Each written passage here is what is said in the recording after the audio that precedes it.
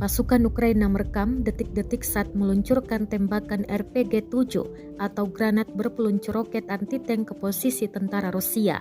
Rekamannya beredar di Telegram pada Senin, 20 Maret 2023. Setelah menembak, pasukan Ukraina mendadak ikut tersungkur.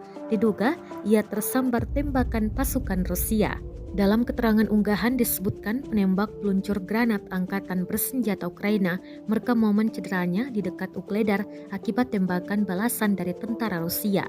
Korban tampak menderita luka serius. Rekamannya pun menuai berbagai komentar dari warganet. Di sisi lain, Polandia mungkin akan bergabung dengan konflik yang sedang berlangsung antara Rusia dan Ukraina jika langkah terakhir gagal melindungi kemerdekaan Ukraina.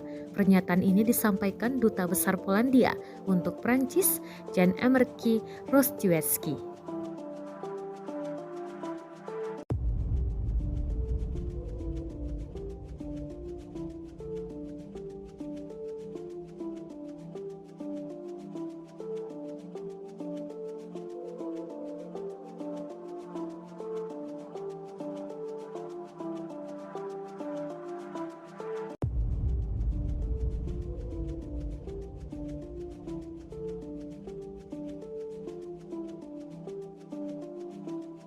Terima kasih sudah nonton.